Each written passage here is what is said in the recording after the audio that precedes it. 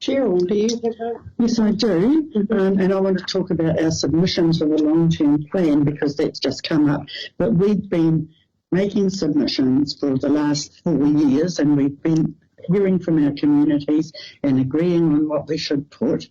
And the submission seems to have fallen on deaf ears this year because our submission was a request for council to get back to basics and make efficiencies, you know, in terms of maintenance and core services.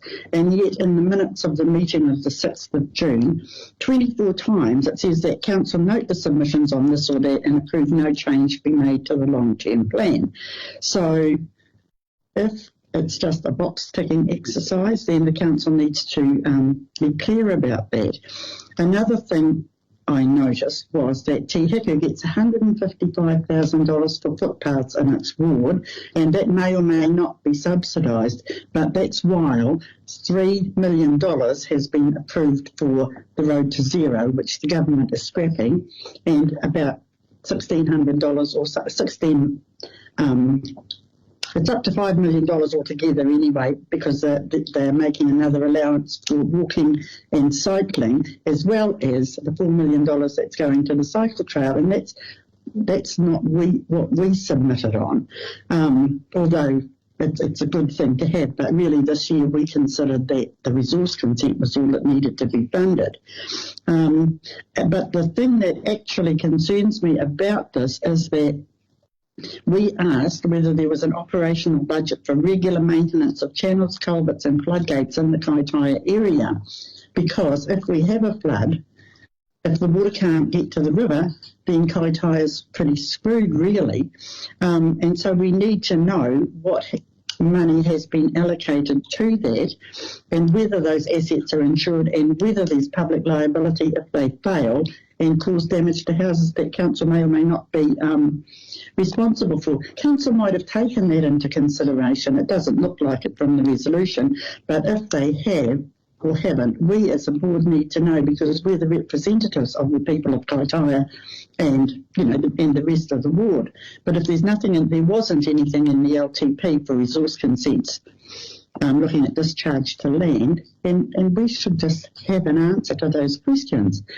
And then, sorry to moan on, but last week's Milton Age, the guy reported on the information but didn't look at doing any investigation. But this is a big business with access to $100 million per year, not forever, but each year.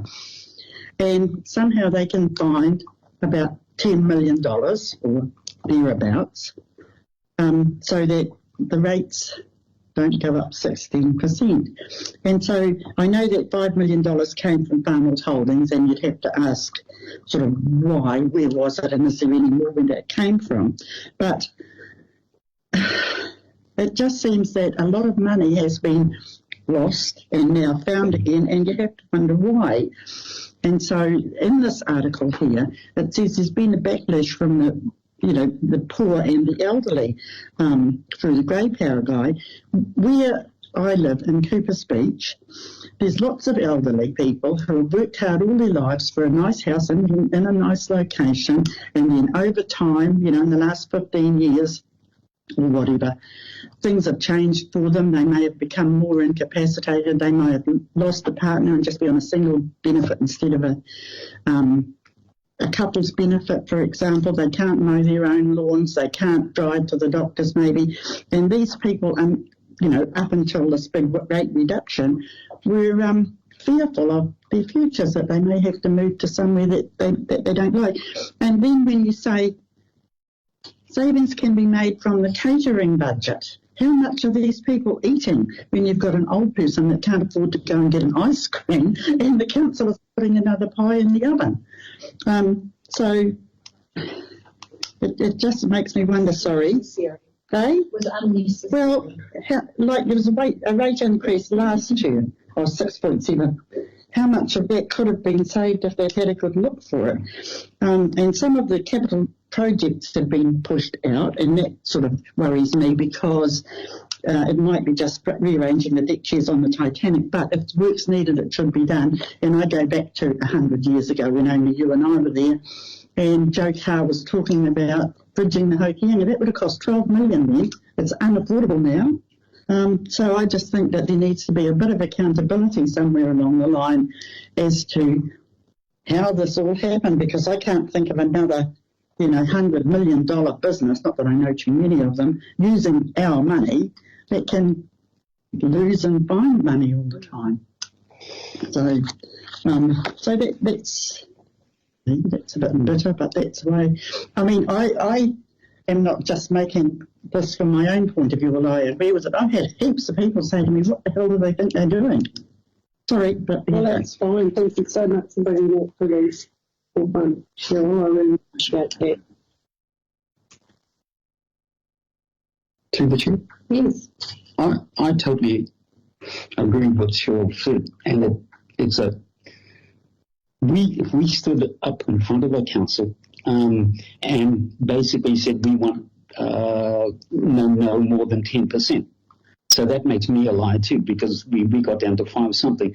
It's just a lack of due diligence as far as I'm concerned. And making statements like that 16% long before this is just, does our credibility, it just doesn't help across the board. And I just wonder why we get to this state where, like Cheryl said, $100 million businesses making statements like that and then retracting them. Sounds good, yep, but still credibility's at stake. Sorry. All right, thank you so much. So, Rachel, do you have a verbal report? Yeah, I totally agree with that, Cheryl. I think it's a really bad look and unnecessary to put fear of God into people and then say, oh no, it's okay, we're down the directors because we can get it down to 5%. It's not a good look. And it's hard to justify when people are talking to you about it. I thought I'd put my report in, but I obviously hadn't, but I'll add it to the next one. Went to all the same things, and the openings were fantastic. Well done, Adele. That was really, really cool. And opening of the sports hub was amazing too, and interesting to hear that, they were hoping for X amount of memberships in this time, and they've had double, so really, really good news for that. I had a meeting with Katie, just a phone meeting with Katie Simon. She's the Climate Action and Resilience Officer, I guess you'd call it. And she wanted to talk about, how certain areas of to have to become more resilient. If there was a event, I wanted our feedback on that. So had a discussion. I just had a whole lot of questions around what a climate action and resilience person does, and all those sort of questions. So that was an interesting conversation. I think you were having the same one with her as well. Yes, I had, have you finished? Yeah. I had one with her, had a session with her yesterday online. So I asked her for the timeline. And so the timeline, we're doing the timeline first in the Hokianga area. Our timeline is until 2030. So it's a long way off. Is why she said it came to our thing as well. Yeah. So 2030 is a long way off. Yeah, but the border with Hirakino is not 2030. Yeah. That is in with the Hokianga, it's all of Hokianga. Yeah. They want us to be included in that though. Not that I. Oh, that's what she told me. No, I wasn't aware of that. Through the chair, that work they're doing will be looking at what communities do from resilience. That's right. So it's a community development planning process. So there's nothing to stop communities from developing their own resilience plans through various other agencies. It doesn't have to be, it could be the council, but I'm sure Farmers and Rural and MPI and so yeah. The best thing is to keep them informed on what's happening. I'm a rep on that as part of our group at work, and I just listen. But I'm not sure what will be achieved other than communities doing their own planning for resilience if they don't start now, or at least notifying and keeping agencies informed on what's necessary. Yeah.